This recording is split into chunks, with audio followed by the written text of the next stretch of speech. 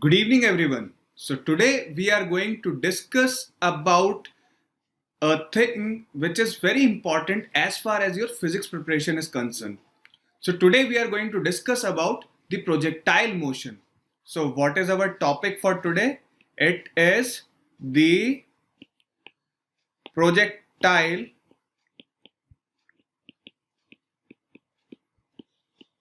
motion. All right. So let's try to understand it with the help of an illustration. So here comes your illustration in order to make you understand what projectile motion means. So here we have a cannon and it is trying to hit a cannonball like this. So that's how the cannonball moves from the cannon, and this is the moment when it hits the ground, and this is basically the green line. It is the locus of the cannonball. So these are the x and y axis through which the cannonball moves. The initial velocity by which it moved, it's like v or v naught, whatever you want to take. And this is vy, which is the vertical component of the velocity, and then this is vx, which is the horizontal component of the velocity. Alright, and this alpha is the angle which it makes with the horizontal. So that's how we resolve the components of the velocity in the case of projectile motion. So vx is v naught cos alpha and vy is equals to v sin alpha, and that's how the equations are like for position x. X is equals to x naught vxt and vy is equals to v naught y plus ayt, and y is equals to y naught plus v naught y into t plus half of ay t square, where ay is always equals to minus of g. And now we are going to derive it. So I hope now you got what projectile motion means. So let's try to understand what you are going to get in your examination from this particular topic. Okay, so let's check it out. So suppose like you are standing here in a tall building and this is the ground, and you try to throw a ball from it like this, and the ball goes in a curved path. Why? Because the gravity is acting downwards and your force is acting tangentially towards the locus of the path. Okay, so this is your force which is acting on the ball in order to move forward, but gravity at every instant it is acting downwards. Okay, so we can say that at every point in the locus of this ball, its velocity is divided into two components. Until now, I hope that you are having the concept of vector very much clear in your mind, don't you? So the velocity of this can be written as the component of two types of velocity. One is the velocity which is acting on the vertical direction, so that is v, that is v vertical. And the second one is this velocity which is acting on a horizontal direction, so we can say this as a vh, where h is nothing but velocity that is acting on the horizontal direction. Got that? So this is vertical, this is horizontal. Easy enough? Okay, so we can say that the resultant velocity, we know that whenever there are two vectors, so the resultant velocity is equals to under root v square plus v h square, isn't it? Why it is so? Because you know that every vector, whenever we have to find the resultant of the two vectors, it comes by this particular law. So we read two laws regarding that. One is called as the triangle law and one is called as, which is the other law? Try to think in your mind. The second one, yeah, absolutely correct. It is the parallelogram law. Easy enough. So let's move ahead and try to find it out, that which are the important variables which we need to find out in order to solve the questions of the projectile motions. So there are three important concepts whenever you have to find out the questions regarding the projectile motion. One is called as the maximum height, which is denoted by this letter H. Then second is called as the time of flight,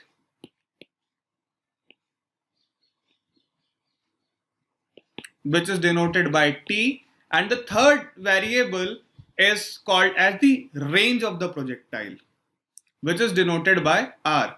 So you have a publication called as TMH, Tata McGraw-Hill publication. So just remove M from it and you can say it TRH. So TRH is a mnemonic also to learn the formulas in order to remember them easily whenever they come into your examination. Getting it? So let's try to derive them. So this is your y-axis. All right. And this is your x-axis. So x-axis, you can say this is the ground, and y-axis, it's above the ground, everything. This is y, this is x, and you threw the projectile which makes a parabola like this. Like this. Got that? So every instant, as you saw in the example when I showed you the cannon, okay, so it makes an angle which is, suppose, theta, or you can say alpha, whatever you want. So this angle, or you can denote it as theta naught, which is written in many books, okay, and its initial velocity, let us suppose this to be v naught. Getting it? So every moment, as I told you in the previous example as well, every moment the velocity will be having like the force which will be acting in the tangential direction of the locus, and then we will be having the two components of the velocity. Okay, and in this case here you can say that we have two more variables which we have to consider, like ax and ay, okay, which are the components of acceleration acting on x and y direction. All right, so let's try to derive it. Okay, for horizontal motion,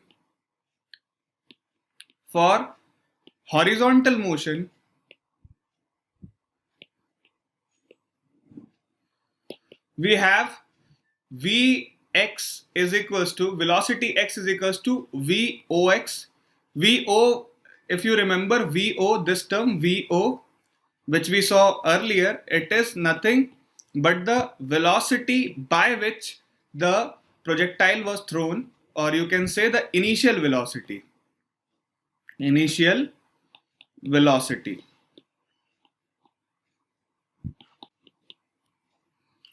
So Vx is equals to Vox, and since Ax is equals to 0, okay, we have x is equals to Vox into t. Why it is so? We know that speed is always equals to distance upon time. So distance will be equals to speed into time. Speed into time will be equals to distance. Got that? So here we can see that the distance traveled in the x direction can be denoted as the multiplication of Vox into t. Got that? So Vox is equals to, this Vox is equals to V naught cos alpha t, where alpha is the angle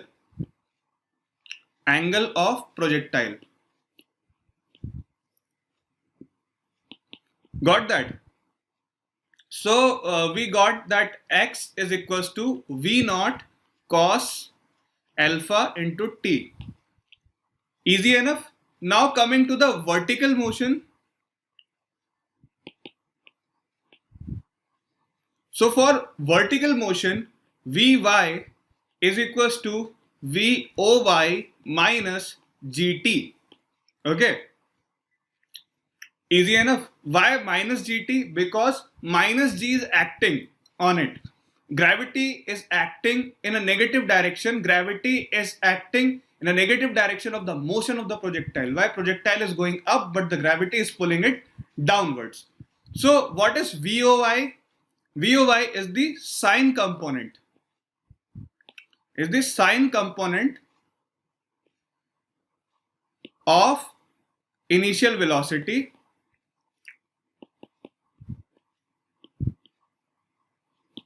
V naught. Okay, so we can write this VOY as V naught sine alpha minus GT. Easy enough.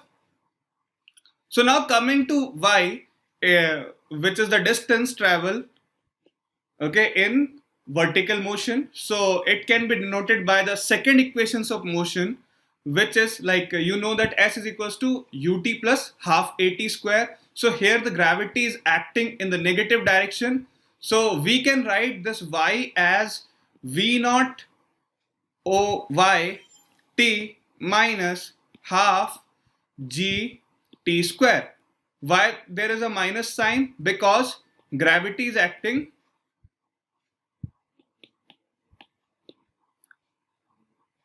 against the motion.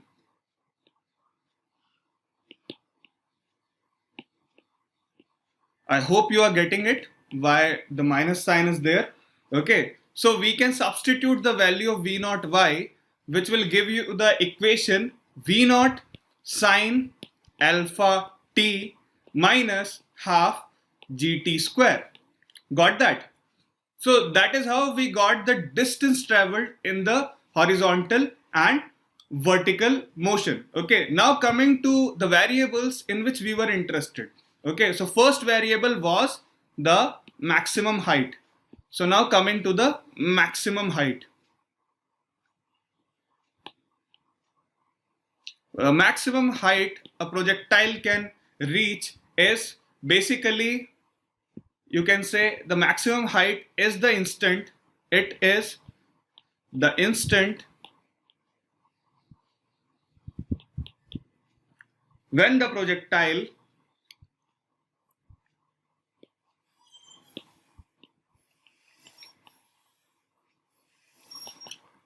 is having the vertical component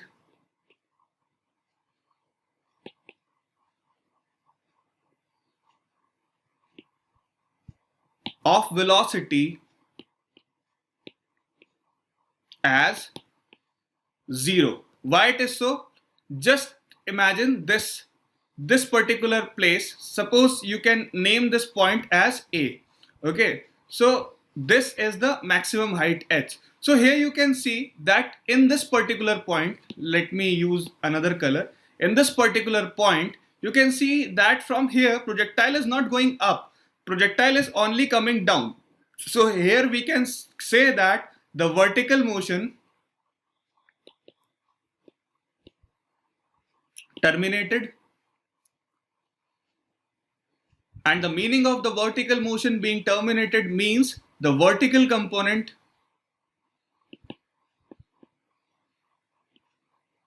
of velocity is 0. Got that?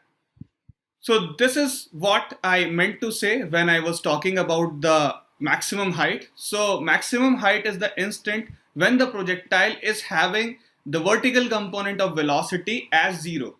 So using the equation of motion, we know that like here you can say that this vertical component is 0. So this is equals to Voy minus Gt. Okay, remember the equation of motion, okay, which we saw previously. So now from this we get Gt is equals to V naught Y, thus it will give you T is equals to V naught Y upon G. So that will give you what was v naught y, as we did it previously as well. So that is v naught sine alpha upon g. So what it will give it, from this equation we will get time is equals to v naught sine alpha by g, and this is the time, this t is the time taken to reach maximum height. Got that? So now we are having the time. Okay, so we have to find out the height which it obtains. Okay, so using this equation of motion, we remember that v square minus u square was equals to 2gh, isn't it? So by substituting the values in this equation, we will get h is equals to v square minus u square upon 2g. Since we know that the final velocity here v is equals to 0 and u is equals to v naught sine alpha, we will get the equation h is equals to v naught sine alpha whole square upon 2g, which will give you v square sine square alpha upon 2g. So this is the formula for your maximum height. H is equals to v square sine square alpha by 2g. Got that? It's as easy as it looks like. Getting it? So now coming to the time of flight, the second variable which we are interested to find out. Time of flight. So what is the time of flight? Time of flight is basically, it is the time interval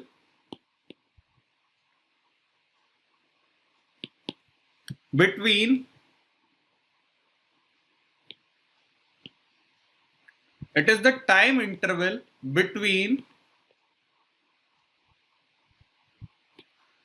when the projectile was launched,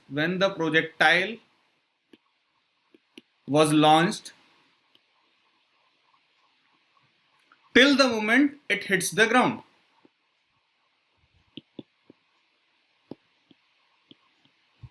So basically the time of flight is the time during which the projectile was in the air. So at the moment if you remember the cannonball example, so at the moment the cannonball was fired and the instant at which it hit the ground, so if you calculate the entire time during which the cannonball was on air, it will give you the time of flight.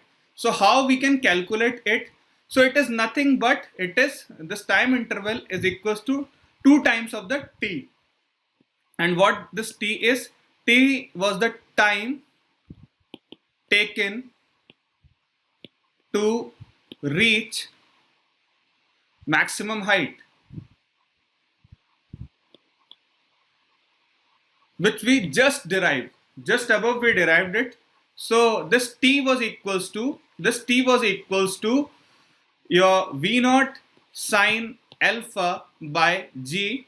So we have to multiply this by 2. So this will come equals to 2 v naught sine alpha by g. All right. So that gives you the time of flight, which is equals to 2 v naught sine alpha by g. So this is the time of flight. Now coming to the last concept which is there in your projectile motion, and the last concept is talking about the range of projectile. And what is range basically? Range is the distance covered by the projectile during its motion. Okay, so how we can calculate this range? So range is equals to Vox into 2t. Got that? Why it is so? Because range is basically distance, and distance we know it is equals to speed into time. Easy enough. So we know that the range is always in the x-axis. That's why we have taken the x component of velocity. Got that? So what was the x component of velocity? The x component of velocity was v naught cos alpha. We have to multiply it with 2t. So 2t was equals to the time of flight, which is equals to 2 v naught sine theta or sine alpha upon g. Okay, we just derived this formula. So now coming to this is v naught, this is v naught. So it will come out as v naught whole square, and it will be like 2 sine alpha cos alpha upon g. Easy enough. This is similar to one of the trigonometric identities you have studied, isn't it? So what it is basically sine 2 theta. Yes, you are absolutely correct. So this is sine 2 alpha upon g. Got that? So this is what? This is the range. Okay. So these are the three formulas of projectile. So one was time of flight,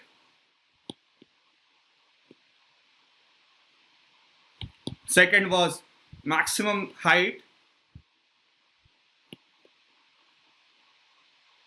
and third was range of projectile.